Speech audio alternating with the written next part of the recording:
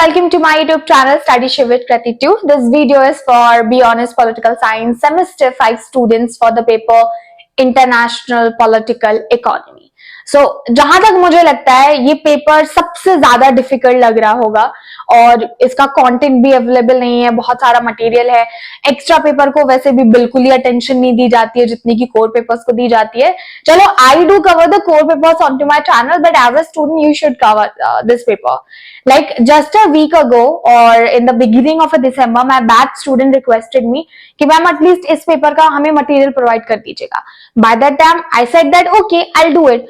But then आप लोगों के एग्जाम्स आए, बाकी सेमेस्टर्स के भी चल रहे थे, so I was quite busy in updating the material onto website, YouTube और solving the paper.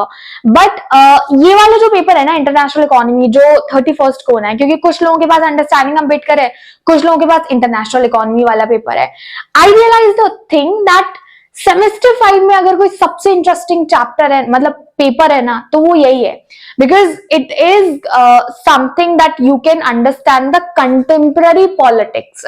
You can understand that how this economy and politics is overlapped and interlinked. You have gone through the concepts like cryptocurrency, blockchains, how world trade and all impact the globalization, how India's economy get impacted by it. I came through a lot of questions and things during my time. Obviously it was not, but I can assure you one thing, I'll be updating material to related to this paper onto my channel. Obviously आप लोग pass out हो जाएंगे, for others because मुझे ये interesting लगा.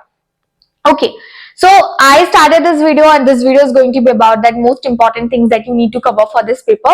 Before initiating this video, just a quick thing to tell you all. There is a crash course available for semester 6 students. तो मैं जनवरी में शुरू कर रही हूँ. अगर आप रजिस्टर करना चाहते हैं, feel free to contact me onto the given number. क्योंकि सेम 6 में डायरेक्ट आपकी मास्टर शुरू हो जाएगी. अगर आप 4 ईयर ग्रेजुएशन ले रहे हैं तो भी आपको जरूरत पड़ेगी. अगर आप 3 ईयर के बाद CUET देने वाले हैं पीजी के लिए तो भी आपको प्रेप तो करनी ही पड़ेगी. और मेजर आपका जो सिलेबस है कवर्ड होता है सेमेस्टर 5 एंड 6 का.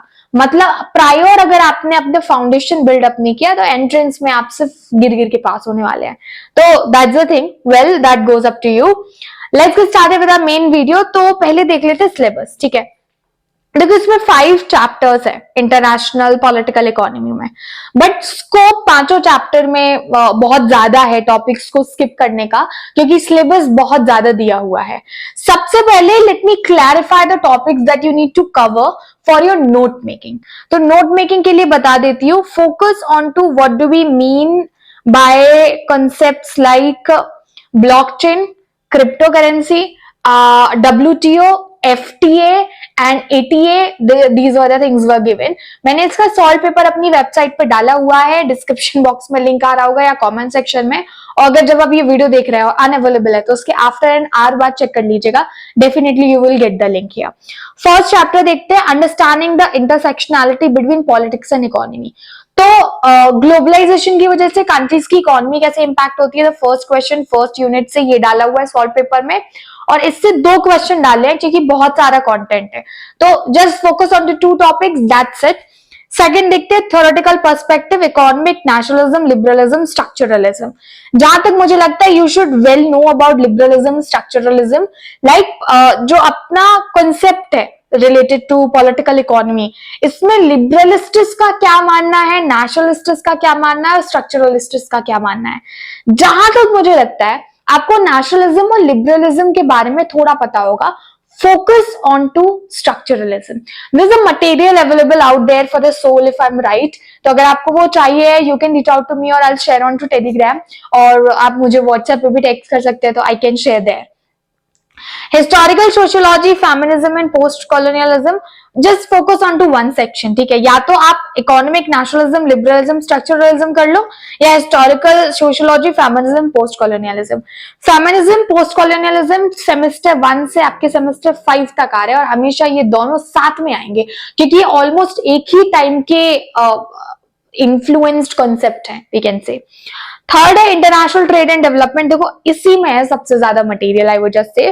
तो इंटरनेशनल ट्रेड मल्टीनेशनल कॉर्पोरेशंस किस तरीके से पॉलिटिकल इकोनॉमी को इन्फ्लुएंस करती है, या फिर एमएनसी की वजह से देश की सरकारों को कैसे उनकी लिमिटेशंस होती है या एडवांटेजेस मिलते हैं उनको, एक ये हो गया। तो मेरे अकॉर्डिंग आपको मल्टीनेशनल कॉर्पोरेशन वाला टॉपिक फोकस करना चाहिए, perspective from global south and Indian story. Please go for it because Indian story question will come.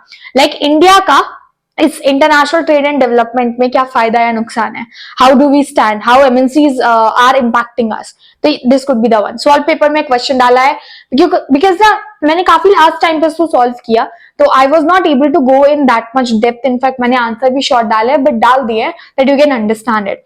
Fourth देखते हैं इंटरनेशनल फाइनेंस। तो international finance and monetary structure, अच्छा इसमें वर्ल्ड बैंक आएगा आपका, ठीक है, आईएमएफ आएगा आपका, और जो भी रीजनल कोऑपरेशन है रिलेटेड टू फाइनेंशियल इंस्टीट्यूशंस वो सारी कवर होगी। तो आप एक काम कर सकते हो, आपको IMF and IMF and world bank में डिफरेंस पता होना चाहिए, WTO would be a different thing. तो इनमें डिफरेंस अगर आपको पता हो, और ये जो अपनी साउथ वाली कंट्रीज हैं, ग्लोबल साउथ, उनको कैसे इंपैक्ट कर रही है, उनकी इकोनॉमी को कैसे इंपैक्ट कर रही है, और ये वर्ल्ड बैंक और आईएमएफ देश के अलग अलग मतलब वर्ल्ड के अलग अलग देशों में किस तरीके से उनको उनकी इकोनॉमी को बूस्ट करने में मदद करती है, और sometimes put a limitation as well.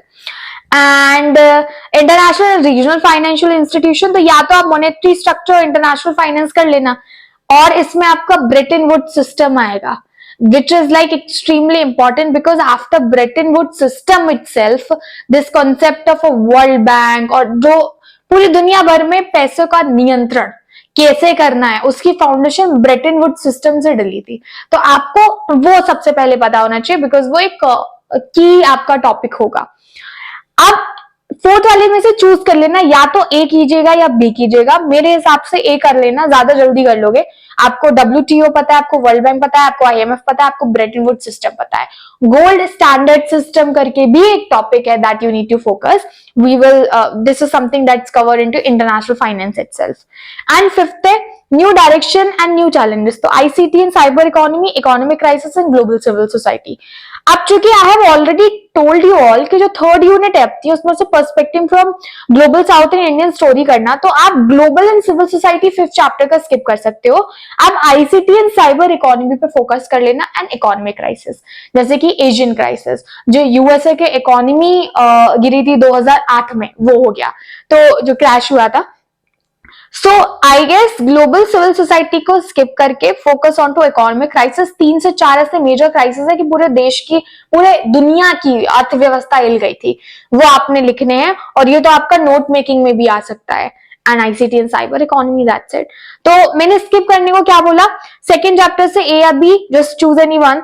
Third जो आपका चैप्टर हो गया उसमें से एबीसी में से कोई 2 चूज करने हैं। फोर्थ चैप्टर में से एबी में से कोई 1 चूज करना है। फिफ्थ चैप्टर में से एबीसी में से कोई 2 चूज करना है।